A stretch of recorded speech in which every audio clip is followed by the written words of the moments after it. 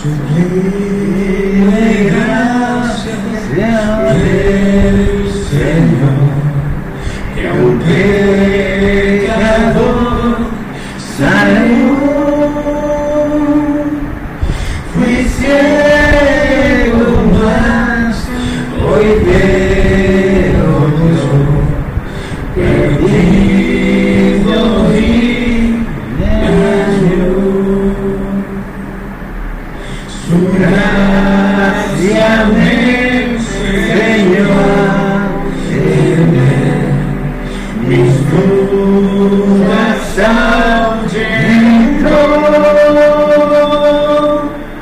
Oh, cuán precioso fue mi ser cuando Él me transformó.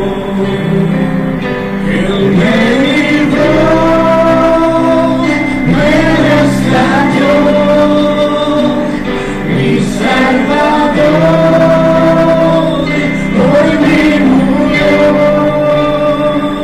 Hoy puedo ver la salvación con grande voz, sublime amor.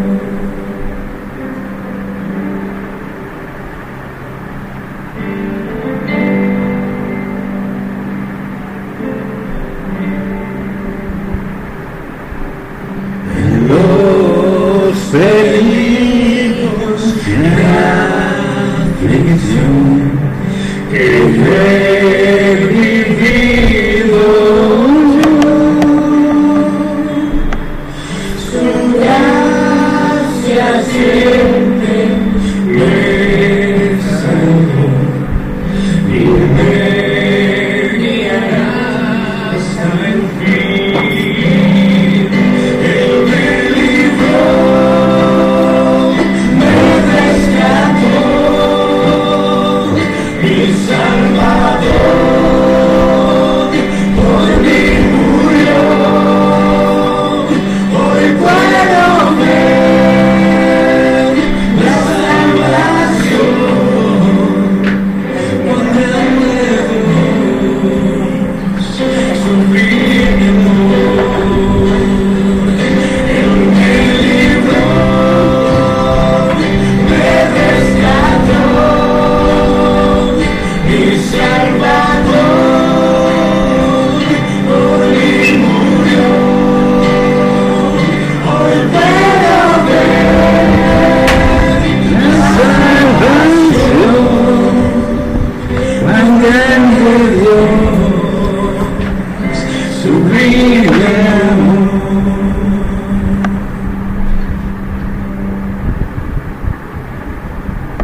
Igual el cielo por siglos brillando esté cual sol, por siempre cantaré allí su amor que me salvó. Su amor que me salvó, su amor que me salvó.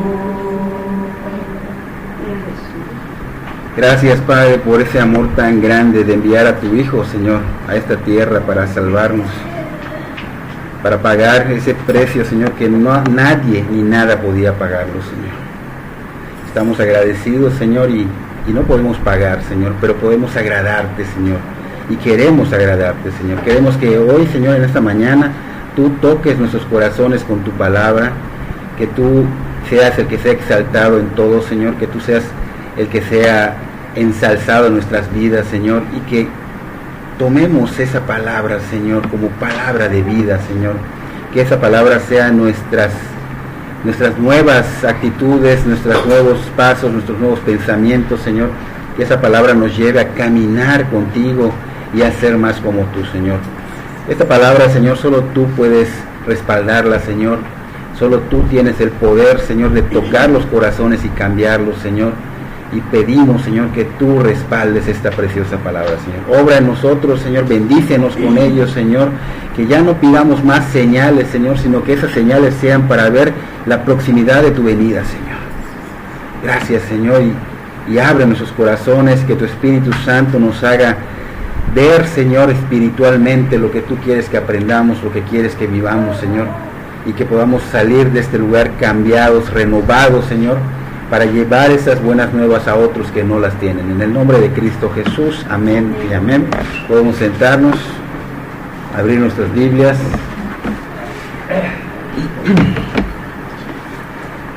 Buen día a todos.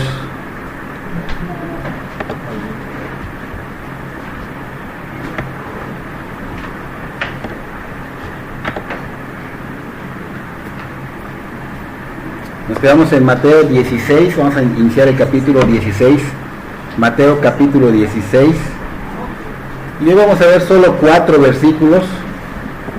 Ese va a ser nuestro texto, del 1 al 4.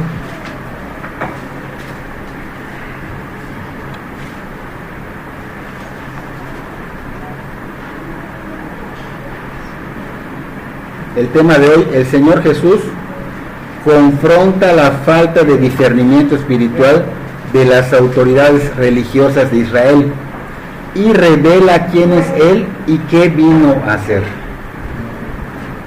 En el capítulo 16 vamos a encontrar que la oposición del ministerio público del Señor Jesús ya había incrementado increíblemente, ¿no?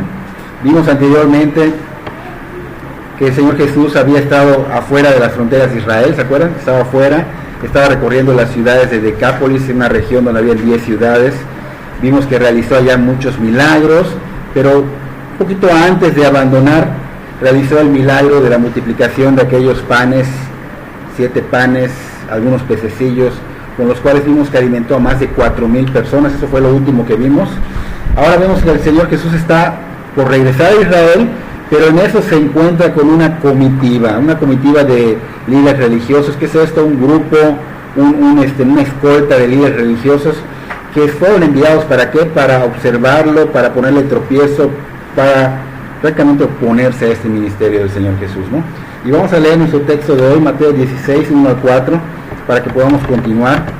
Dice Mateo 16, 1, vinieron los fariseos y los saduceos para tentarle, y le pidieron que les mostrase señal del cielo. 2. Mas él respondiendo les dijo: cuando anochece decís buen tiempo, porque el cielo tiene arreboles. 3. Y por la mañana hoy habrá tempestad, porque tiene arreboles el cielo nublado. Hipócritas, que sabéis distinguir el aspecto del cielo, mas las señales de los tiempos no podéis. 4. La generación mala y adúltera demanda señal, pero señal no le será dada, sino la señal del profeta Jonás. Y dejándolos, se fue. Este es el texto que vamos a ver hoy, del 1 al 4. Ahora, para que podamos entender qué estaba sucediendo, primero necesitamos saber quiénes eran estos dos grupos llamados fariseos y saduceos, ¿no? Y en Hechos 23, 6 al 10, solo apunten, no vamos a ir allá. En ese lugar vemos cómo Pablo usa esta división que se va a ver en este lugar cuando tengan chance de leerlos en su casa, para salir de esa situación en la que se encontraba. ¿Qué situación estaba pasando Pablo? Una situación de muerte, ¿no? Pero allá Pablo sabiamente les recuerda a estos saduceos y a estos fariseos sus doctrinas, causando otra vez división entre ellos. División que ya estaba concretada mucho tiempo atrás. O sea, eran totalmente opuestos tanto los saduceos como los fariseos, pero vemos que aquí en esta cita bíblica de hoy están unidos. Dice que se unieron y vienen a Jesús. Entonces vemos que en esta cita bíblica de Pablo, vemos que Pablo les muestra y nos muestra claramente qué creencias tenía cada grupo, ¿no? Tanto los fariseos como los saduceos. Estos dos grupos de hombres, fariseos y saduceos, eran personas que tenían creencias y doctrinas diferentes. Por ejemplo, los fariseos eran grupos de personas que creían que sí habían ángeles, que creían que sí habían espíritus, que creían en la resurrección de los muertos y que creían en la restauración de Israel a manos de un Mesías, pero confundidos, pensando que iba a ser de otra manera, o sea, que iba a venir Jesús, iba a prácticamente con ¿cómo se dice?, como en guerra o con golpes o con armas, ¿no? Tal vez destruir a este pueblo de Roma, ¿no? Pero era equivocada. Al principio, siglos atrás, antes de Cristo, este grupo de los fariseos había surgido, pero antes tenían ellos unas buenas intenciones, deseaban realmente guardar la ley de los profetas, deseaban preservar la cultura judía, pero lamentablemente le dieron más importancia a las tradiciones, pusieron las tradiciones arriba de la palabra de Dios, en vez de poner la palabra de Dios como la autoridad máxima, en vez de poner el amor, la misericordia y la justicia, que eran el verdadero espíritu de la ley. Ahora, los saduceos, contrarios a estos fariseos, ellos no creían en los ángeles, no creían en los espíritus, no creían en la resurrección de los muertos, ¿no? Entonces, estos dos grupos tenían creencias opuestas, tenían doctrinas opuestas, pero ¿por qué estaban juntos? O sea, ¿por qué se unieron? ¿Qué los llevó a esto, no? Entonces vemos que tanto fariseos como saduceos habían puesto sus ojos en el hombre, no en Dios. Ellos tenían como autoridad doctrinas de hombres, creadas por hombres, no inspiradas por Dios, no inspiradas por el Espíritu, no habladas por Dios a través de los profetas, porque la palabra de Dios fue hablada por los profetas, pero ellos tenían como autoridad doctrinas que ellos enseñaban, tradiciones que ellos ponían arriba de la palabra de Dios, ¿no? Su máxima autoridad de ellos obviamente eran las tradiciones, estaba por encima de la palabra de Dios, y eso hizo que se empiecen a alejar de Dios, empezaron a poner estas tradiciones como su Dios, empezaron a poner su yo, porque yo prácticamente era el que creó esta tradición, y pues yo creo que esta es la autoridad máxima. Entonces tenían a su yo como su Dios mismo, y obviamente otros también pusieron al dinero como, porque entre ese grupo hay personas que se fueron sobre el dinero, sobre el poder, lo pusieron como sus dioses. Entonces, ¿qué pasó? Que se fueron endureciendo, sus corazones empezaron a quedar duros, empezaron a estar ciegos espiritualmente, al grado de tener en sus narices al Señor de señores y no verlo, ¿no? No les dijeron, no les contaron, sino que tangiblemente podían tocar a la persona del Señor Jesús, y no lo notaron, no lo quisieron aceptar, lo rechazaron. Entonces es muy claro que ellos estaban totalmente desviados, ciegos, y también es muy claro que el mal estaba involucrado en esto. Recuerden que Satanás siempre ha manipulado a las personas que no han nacido de nuevo, personas que no son creyentes. Estas personas siempre van a estar esclavizados y siempre van a estar dirigidos por Satanás, aunque ellos no se den cuenta, ¿no? Así que recuerden que Satanás siempre consideró al Señor Jesús una amenaza grave para su plan maligno, ¿no? En este caso vemos que el mal pues obviamente tenía urgencia de tomar cartas en el asunto y unir estos dos grupos que estaban totalmente desviados, doctrinas diferentes, sin embargo los unió para su beneficio el mal. O sea, vemos que el trabajo de estos dos grupos en equipo demuestra claramente el gran temor que tiene el mal por la presencia del Señor Jesús en esta tierra. Así que, pues, obviamente era algo asombroso que tanto dos grupos de personas opuestas puedan unirse, ¿no? Y pues no sé si han visto alguna vez un eclipse de sol, también llamado como eclipse solar, como consiste en que se interpone entre la luna, entre el sol y la tierra se interpone la luna, ¿no? Entonces estos fenómenos son extraordinarios, y en esta combinación de estos fariseos y estos saduceos es como la de estos fenómenos, así como que se interponen entre Dios y el hombre, ¿no? Sus doctrinas, sus creencias hacían que al hombre se alejara de Dios, ¿no? Entonces son de tropiezo porque el Señor Jesús ellos servían de tropiezo para que el Señor Jesús no llegara al plan de Dios, a esa cruz, aunque ellos pensaban que muriendo Jesús podrían tal vez tener la victoria, porque el mal eso pensaba, pero no sabían que los pensamientos de Dios no son los pensamientos del hombre, sino que esa muerte no iba a llevar a que perdiera la victoria del Señor Jesús, sino a ganar esa victoria, porque en esa muerte nosotros íbamos a ser salvados por Cristo, por su sangre preciosa, ¿no? Entonces vemos estos dos grupos de personas con diferentes creencias. Vemos que los fariseos no eran un partido político. Estos fariseos estaban preparados para vivir bajo cualquier gobierno, nada más que les dejaran practicar su religión o sus doctrinas sin que nadie los molestara. Eso es lo que ellos querían. Diferente a los saduceos, que eran aristócratas, o sea, personas que estaban participando y enfocados en el poder. Ellos siempre estaban con ese gobierno que dominaba la clase alta, la nobleza, la política, ¿no? Porque antes, en esos tiempos, la democracia no aparecía, sino estaba la aristocracia, que era la forma de gobierno que en esos tiempos de Grecia y Roma había, ¿no? Entonces estos saduceos colaboraban con los romanos, que eran los que estaban en ese tiempo en el poder. Ellos tenían dominado todo eso, y obviamente lo hacían, ¿por qué? Por mantener sus riquezas, por mantener el poder. Entonces estos saduceos tenían el enfoque en las riquezas, en el poder. Ese era su Dios, ¿no? Entonces vemos que los fariseos sí en un tiempo llegaron a tener el anhelo de buscar del Mesías. Los saduceos no. Vemos las diferencias, ¿no? Vemos que aún con esas diferencias se unieron, lamentablemente no para una buena obra, sino para estar en oposición al ministerio del Señor Jesús, ¿no? Y vemos que es triste ver que el mal une sus fuerzas para tener más fuerza, para tomar más fuerza, para cumplir su plan. Y lamentablemente los cristianos, nosotros, en vez de unirnos y que en esa unión nos hagamos más fuerte para vencer el mal con el bien, no hay esa unión. Nos enfocamos en otras cosas. Lamentablemente entre iglesias siempre vamos a hablar mal de las iglesias, siempre vamos a enfocarnos en la vida de los demás. Entonces esto en vez de que nos una, nos trae desunión, y la verdad es debilidad.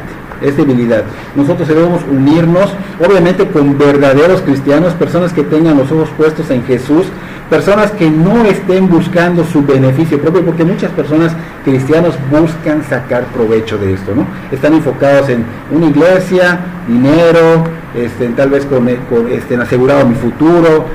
No piensan realmente como debe pensar un verdadero cristiano, ¿no? Poner su mirada en Cristo, buscar el reino de Dios, su justicia. Lo demás solo viene por añadidura. No tenemos que buscarlo realmente.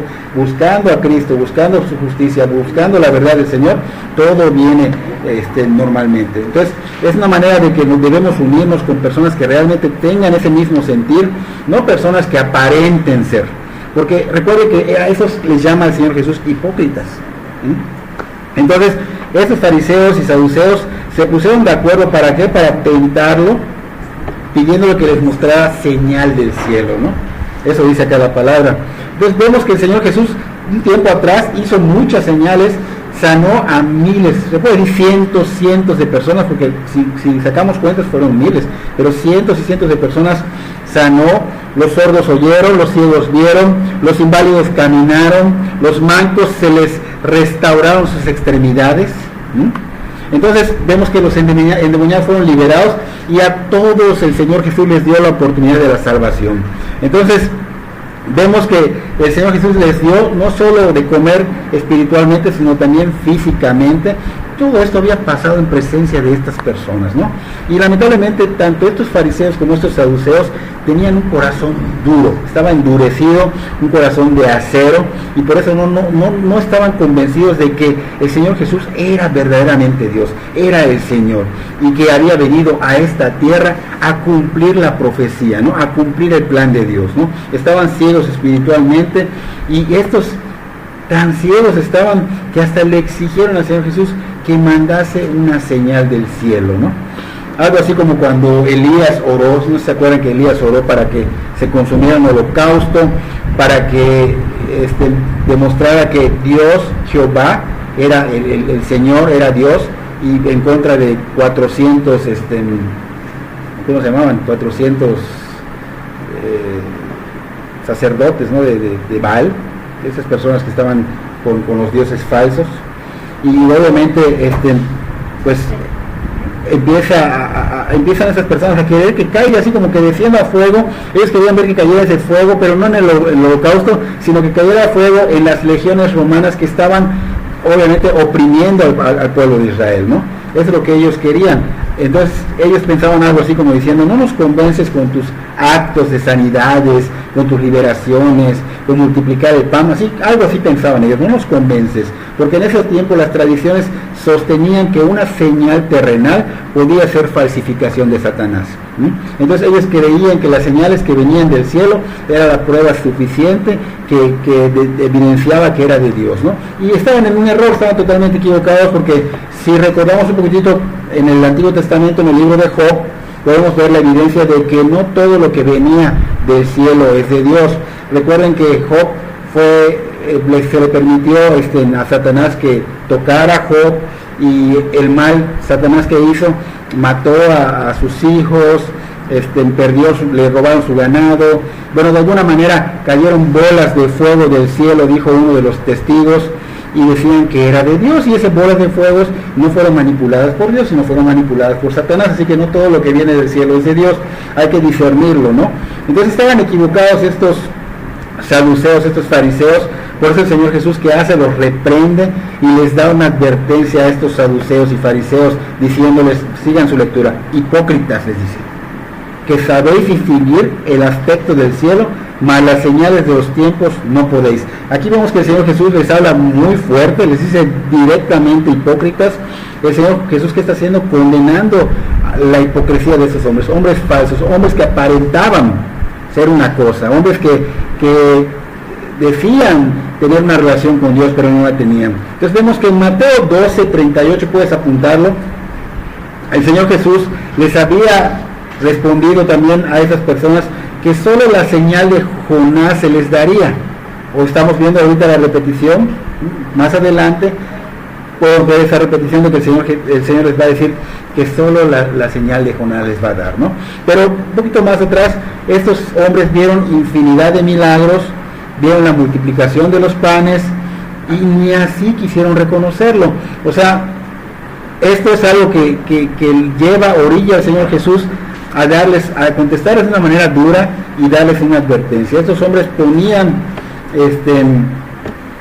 en duda los milagros del Señor, ¿no? La mano de Dios. Entonces, ¿qué les dice Jesús? Que ellos eran personas que podían predecir el clima, o sea, podían ver alrededor y podían decir, ¿sabes qué? Va a haber mal tiempo, va a haber buen tiempo, pero no podían ver las credenciales mesiánicas del Señor Jesús que estaban en sus narices. Ellos estaban totalmente cegados, y esto nos muestra claramente que no podían distinguir, que no podían discernir las señales de Dios. Ahora, ¿cómo podemos probar esto? Porque ellos estaban pidiendo una señal. Ellos no podían ver que era Dios, pedían una señal, estaban tan ciegos que pedían una señal. ¿Y quién es el que ciega este mundo? Si vamos a 2 Corintios, capítulo 4, versículo 4.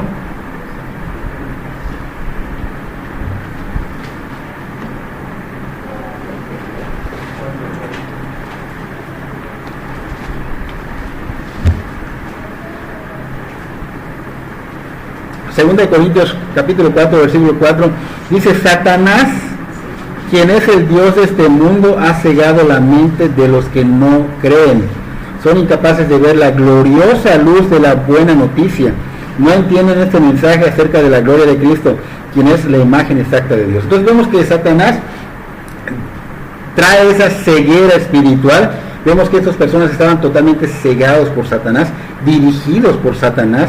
Entonces vemos que el Señor Jesús notó esto, notó la hipocresía de ellos, que eran falsos, pero no solo Él lo notó, también lo notaron muchas personas que eran judíos allá, porque en ese tiempo tenían un proverbio que decía que si todos los hipócritas del mundo fueran divididos en grupos, formarían, vamos a ver, 10 grupos, 9 de esos grupos estarían contenidos en Jerusalén. Había mucha hipocresía, ¿no? Entonces no eran solo Cristo que estaba viendo la hipocresía de estas personas, sino que también muchos judíos estaban notando la hipocresía de esas personas. El Señor Jesús no estaba dispuesto a darles otra señal. Él no era su juguete para estar queriendo darles otra señal, solamente les dice que le iba a dar la señal del profeta Jonás, ¿ok? Entonces Él promete dar una señal que sí tenía poder para traerlos a la fe. ¿Y cuál es esta señal? Su muerte en la cruz. Su muerte, su resurrección. Esa era la señal, la de Jonás. Ahora, ¿Qué nos está mostrando lo que son las señales, los milagros? Que es fácil depositar nuestra confianza en estas señales. Son maravillosas, son herramientas que pueden llevar a las personas a la fe en el Señor Jesús, pero el problema no es tanto las señales, sino que hay generaciones malas y adúlteras que, como estos que eran hipócritas, que no podían ver esas señales que venían de Dios. Y obviamente no podían ver que esas señales se estaban cumpliendo proféticamente porque habían sido anunciadas por profetas anteriormente, y aún así no las veían, no creían en el Señor y de encima demandaban señal, ¿no? Entonces la Biblia nos da ejemplos repetitivos de aquellos que vieron tangiblemente las señales del Señor Jesús y aún así no creyeron. Así que las señales por sí solas no pueden convertir a alguien. Lo único que puede hacerlo es que nos arrepentamos, que creamos en su muerte, en su resurrección y en su ascensión, que esa es la señal de Jonás, ¿no? Así que la evidencia de creer se va a ver en nuestras vidas en la obediencia. La evidencia de creer se va a ver en nuestras vidas en la dirección que llevamos. ¿Qué dirección? Contraria a la de este mundo. Si vivimos como vive este mundo, hay evidencia de que no estamos realmente creyendo en Dios.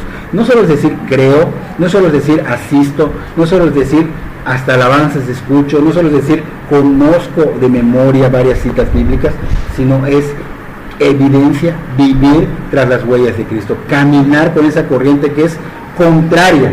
No sé si algún día les dije, pero se lo voy a mencionar otra vez, lo que es el salmón del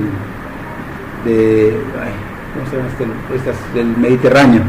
El salmón del Mediterráneo, cuando ya está en el Mediterráneo, obviamente ya descendió, pues tiene dos opciones: volver para tener hijos y para pues darles ese nutriente que requieren con su muerte, o quedarse allá a morir en el Mediterráneo, ¿no?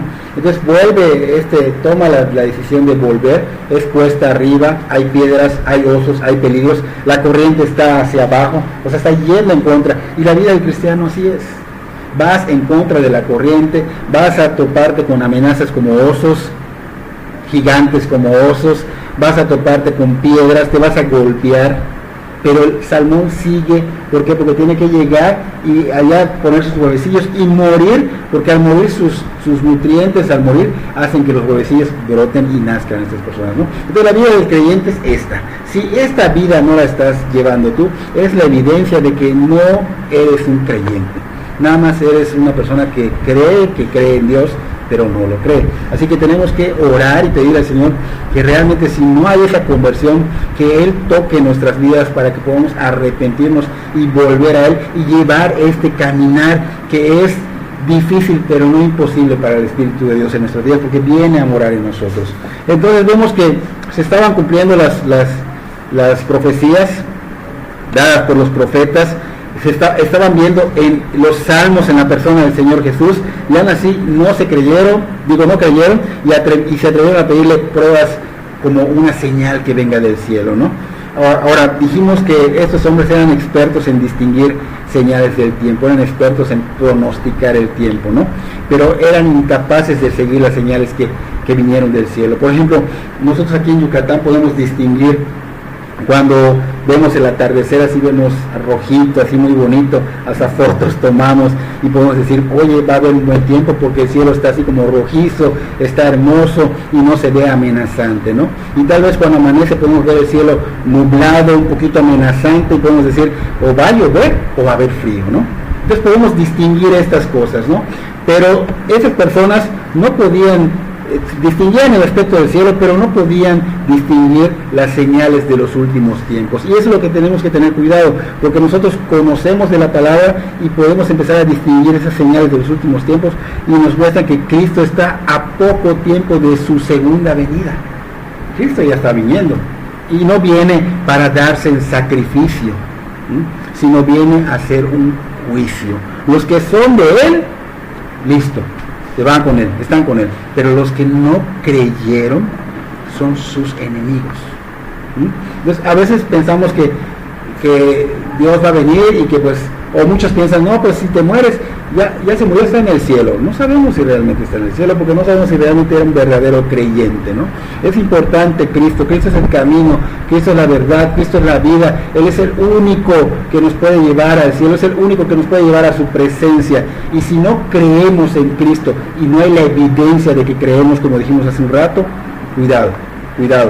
Entonces podemos ver las señales de los tiempos si meditamos, si escuchamos la palabra, si nos arrepentimos, si volvemos a Dios por medio de la palabra y del Espíritu Santo. De esa manera es la única, que el Señor sea nuestro Salvador, que el Señor sea nuestro Señor, es la única manera que podemos distinguir estas señales, ¿no? La palabra no la puedes discernir si no has nacido de nuevo, si el Señor no toca tu vida. El Señor toca tu vida para ver que estás totalmente mal, para que puedas tener esa conversión. Sin ella no se puede distinguir. Entonces solo podemos distinguir estas señales espiritualmente a través de la palabra, guiados por el Espíritu de Dios, y notar que esas profecías que se están cumpliendo nos muestran que ya está cerca el fin del mundo. Ya está cerca el fin del mundo. Entonces en esta cita bíblica que estamos viendo hoy, vemos que el Señor dice de una generación malvada, una generación adúltera, que buscaba una señal milagrosa y que no se le dio más la que mostró de Jonás, ¿no? Ahora podemos recordar algunas similitudes entre Jonás y Jesús para poder entender esta señal que Cristo les estaba diciendo que les iba a dar y que también nos dio a nosotros, ¿okay? No solo se las dio a ellos, sino también a nosotros. Por ejemplo, Jonás, ¿qué hizo? Se sacrificó a sí mismo para que otros fueran salvados. ¿Cómo fue esto? Si recordamos un poquitito la historia de Jonás, Jonás estaba en una embarcación, estaba yendo en contra de la palabra de Dios, él no quería obedecer a Dios. Entonces, por no obedecer a Dios, empieza a surgir una tormenta en el mar tan grande que empieza a querer destruir esa embarcación y a las personas, a los tripulantes que estaban en ella, ¿no? Entonces, ¿qué hace Jonás? Pues él dice, bueno, es por mí que está pasando esto, y se sacrifica. Láncenme y va a calmar esto, ¿no? Entonces se sacrifica. ¿Qué pasa? Salva a estas personas por su sacrificio. Entonces vemos que Cristo igual se sacrificó, vino a esta tierra y se sacrificó a morir por nosotros, murió por nosotros en la cruz, se recibió la ira de Dios, fue aplastado totalmente por Dios. Entonces estamos viendo que se está sacrificando por la humanidad para salvarnos. Entonces vemos algo que es similitud entre Jonás. Por eso el Señor Jesús decía, la señal de Jonás se les dará, ¿no? También vemos que Jonás, cuando lo lanzan al mar, acuérdense que es tragado por un pez gigante, ¿se acuerdan, no? Entonces vemos que Cristo también en la cruz del Calvario fue sepultado. Vemos una similitud. También vemos que Jonás fue sustentado dentro de ese pez, porque ¿cómo puede vivir una persona dentro de un pez, no? O sea, creo que los ácidos que tienen pueden consumir a esta persona. Sin embargo, vemos que fue sustentado 3 días, y vemos también que el Señor prácticamente 3 días desapareció de la vista de todos. Entonces vemos también una similitud. También vemos que Jonás, después de esos 3 días, regresa como si hubiera regresado de entre los muertos, porque el pez lo escupe y estaba con vida.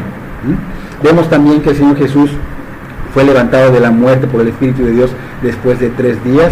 Vemos que Jonás obviamente obedece y empieza a predicar arrepentimiento en Nínive, ¿se acuerdan? Porque vio la cosa tan fuerte y dijo, Señor, voy a hacer tu voluntad, y va y predica arrepentimiento. El Señor Jesús, ¿qué predicó? Arrepentimiento. Entonces vemos la similitud que hay. Por eso el Señor Jesús le digo, no les voy a dar más que la señal de Jonás, ¿ok? Hoy día muchas personas son como estos fariseos, como estos saduceos, incapaces de leer, incapaces de entender las señales de la pronta venida del Señor Jesús y del fin que se avecina, porque no solo es venir, viene un fin, el fin de este mundo. Y Jesús nos dijo que antes que venga Él, iban a haber señales, muchas señales. Vamos a Mateo 24. Mateo 24, del 4 al 8, perdón.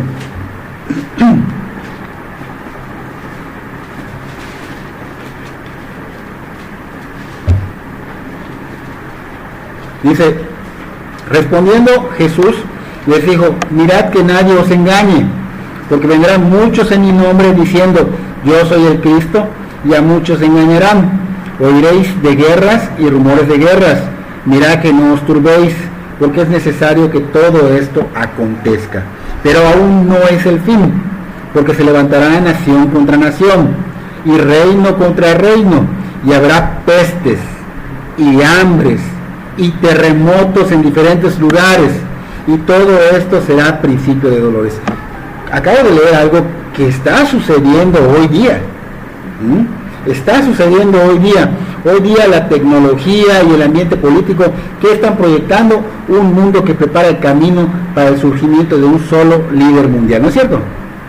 Y ese líder mundial es el anticristo.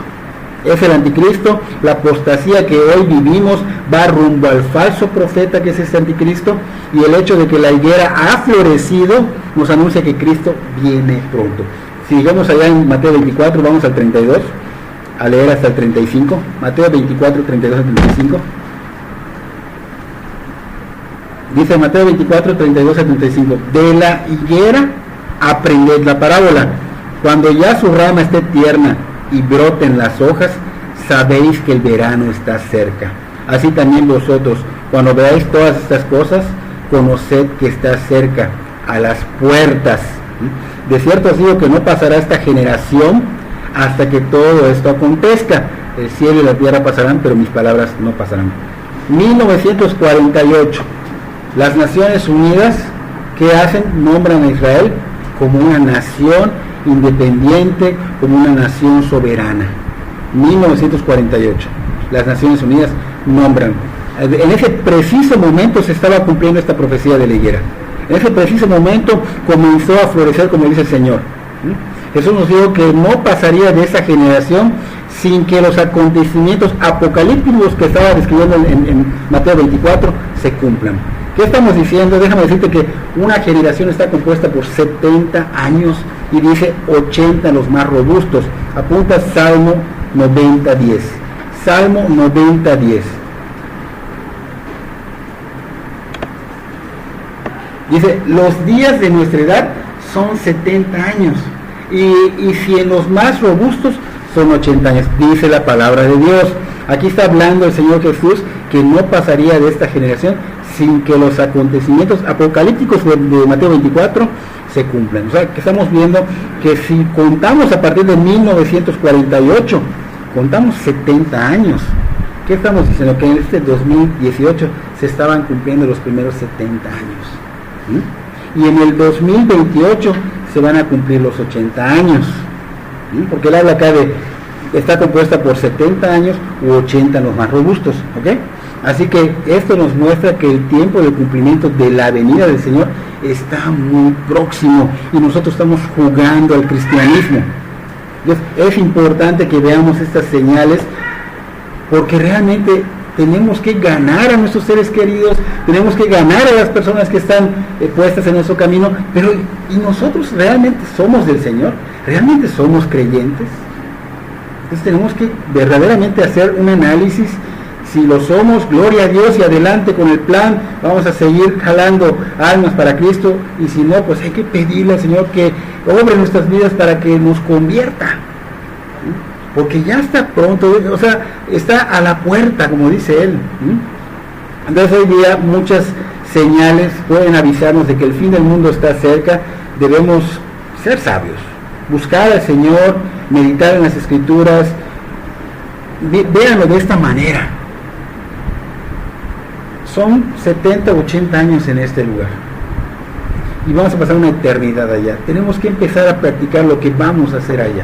El Señor Jesús ya murió por nosotros, pero nosotros tenemos que, para que nosotros podamos ir al cielo, para que podamos vivir allá, pero si ya hubo esa conversión en nosotros, Cristo tiene que ser representado por nosotros en este lugar. Entonces tenemos que vivir como Cristo. Entonces ya está cerca, nosotros debemos aferrarnos a buscar de veras las cosas eternas de Dios. Sí es cierto que nos ganan las cosas del mundo, pero tenemos que luchar a muerte por dejar esas cosas, que esto no nos va a servir de nada ya, y que esto evidencia que no somos el Señor. Entonces es aferrarnos, luchar al Señor, buscar su palabra, porque recuerden que Él es el único que puede perdonar nuestros pecados, Él es el único que puede salvarnos de la destrucción que viene para este mundo, que está agonizante. No sé si han visto esos lugares que hasta socavones están abriendo, se van los edificios completos, los volcanes, los terremotos, en un día 4 o 5 terremotos. Si sacamos cuenta, ya son muchas cosas que están pasando apocalípticas. Se están cumpliendo profecía tras profecía. El Señor está cerca. No es broma. No es, ¿será que verdaderamente hay un Dios que va a venir? Va a venir. Si ya se cumplió todas estas profecías de manera precisa, se van a cumplir las que faltan. Se van a cumplir, es un hecho. Entonces, tenemos que buscar al Señor. Estos fariseos y saduceos no eran capaces de entender ni de creer en las señales ni en Cristo. Vemos que ellos estaban totalmente perdidos. Ellos vieron que se cumplieran las profecías porque ellos conocían las Escrituras y no podían verlo. Estaban en sus propias narices y no podían verlo. Entonces tenemos que tener cuidado hoy día de no cometer el mismo error. No ser capaces de ver las señales que anuncian su venida es peligroso. Es peligroso. Él va a venir. La tribulación viene. Estos fariseos eran malos. Sus intenciones eran perversas. Que querían matar al Señor Jesús. Y decían que tenían una relación con Dios. Entonces, no caigamos en ser una generación adúltera. No caigamos en ser una generación mala. No inclinemos nuestros corazones en ídolos como ellos lo hacían. Porque eso que hace, dice el Señor, que les iba a dar esa señal y que luego el Señor se fue. Te aleja de Dios. Poner nuestros ojos en el dinero, poner nuestros ojos en las cosas materiales, poner nuestros ojos en otras cosas que no sea Dios, que no sea Cristo, nos alejan del Señor. ¿Okay? Entonces el Señor les negó una señal, que no nos las niega a nosotros, les negó una señal. Lo único que les iba a enseñar era el profeta Jonás. Y recuerden que lo del profeta Jonás se demuestra prácticamente que su resurrección era prácticamente demostrar la autoridad como Mesías. Así como estuvo Jonás 3 días en el vientre del gran pez, nuestro Señor descendió al infierno, descendió al Hades 3 días. En el momento que murió y fue sepultado, descendió 3 días, pero al tercer día resucitó de los muertos. Y esta es la señal inequívoca de su autoridad y el sello de la victoria que nos dio. La señal de Jonás es exclusivamente del Señor Jesús, porque nadie, ningún hombre antes y después de Cristo ha sido capaz de vencer la muerte. Nadie se ha levantado de la muerte, ni Moisés, ni Josué, ni David, ni los profetas fueron capaces de resucitar. Ni siquiera en otras religiones como Mahoma, Buda, Confucio, los del Tibet, estos que le llaman lamas, ninguno de ellos ha resucitado de los muertos. Así que vemos que sí hubieron grandes siervos de Dios que vieron señales, fueron acompañados, como dijimos, de Elías, que hubo la señal que vino del cielo, que consumió el holocausto. Vemos personas como él, pero ellos murieron y obviamente el único que ha resucitado y el que nos puede resucitar es Cristo. Entonces él fue muy claro. No sé si recuerdan que él dijo en una ocasión: si el grano de trigo no cae en la tierra y muere, no puede dar fruto. Así que si la muerte del Señor Jesús no se daba en esa cruz del Calvario, no habría resurrección de muertos, no habría gracia. Así que debemos estar totalmente agradecidos. Así que debemos discernir la presencia del reino de Dios en esta tierra. Debemos entender su muerte. Debemos entender que Él murió por nuestros pecados y que su resurrección es para que nos levante a una nueva vida, no a la misma vida, a una nueva vida, un cambio, nuevas criaturas, ropas blancas. ¿Qué significa? Que caminemos en santidad. Es importante la santidad. Es un Dios santo. No podemos estar con un Dios santo si no hay santidad en nosotros. Entonces, para el mundo todo este mensaje es locura. El mundo que busca señales como estos fariseos, el mundo que busca, obviamente, idolatran la sabiduría de este mundo, el mundo busca un éxito que es pasajero. Para nosotros los creyentes, la cruz es testimonio del amor y el poder de Dios. Y es ahí donde está la evidencia de que hemos sido incorporados al reino de Dios, de que hemos sido llamados hijos de Dios y parte de su familia de Dios. Así que debemos seguir esforzándonos, no claudicar, porque nosotros debemos de esforzarnos, llevar a otros. Si claudicamos, ¿cómo vamos a llevar a otros? Tenemos que esforzarnos para llevar a otros a los pies de Cristo con la palabra de Dios, con nuestro ejemplo viviendo la palabra de Dios. Con eso terminamos el tema de hoy. Espero que sea de bendición para nuestras vidas, de veras, porque no solo es escuchar una historia más, no solo es escuchar a este señor que está atrás del púlpito hablando, no, es la verdad de Dios, es la palabra que tiene poder de Dios, es la palabra de Dios que salió de su boca de Dios. Entonces esperemos que sigamos realmente las señales que nos está dando, las advertencias que nos está dando, para beneficio nuestro, para gozar de la presencia de Dios el día que estemos con Él. Vamos a ponernos de pie para orar. Señor, te damos gracias por tu palabra, Señor, que nos muestra, Señor, tu amor, nos muestras tu paciencia, Señor, pero también nos muestra, Señor, que tu venida está cerca, que está próxima, Señor. Y gracias, Señor, porque nos muestras en qué estamos mal, Señor, y estamos a tiempo de corregirlo, porque tú, Señor, eres bueno y tus misericordias son nuevas cada mañana, Señor. Respalda esta palabra, Señor, que no quede en el aire, que quede resonante en nuestro corazón, al grado, Señor, de vivirlo, Señor, al grado, Señor, de no parar de hablar y compartirlo, Señor, y que tú seas glorificado con nuestras vidas, Señor. Llénanos de tu Espíritu Santo, llénanos, Señor, de ti, para que podamos día a día ser como tú. Bendice a mis hermanos, Señor, guárdalos, cuídalos, protégelos, llénalos de tu Espíritu Santo, Señor, ponles en sus corazones la sed y el hambre de buscar de ti, de buscar de tu justicia, de buscar el reino, tu reino, Señor. Y gracias, Señor, por hablarnos, porque aún nos muestras tu amor, Señor. Aún viendo errores en nosotros, tú nos hablas para darnos esa corrección, y eso nos muestra cuánto nos amas y cuánto nos tienes pendientes, Señor. Gracias, Padre. Bendícenos en el nombre de Cristo Jesús. Amén y amén.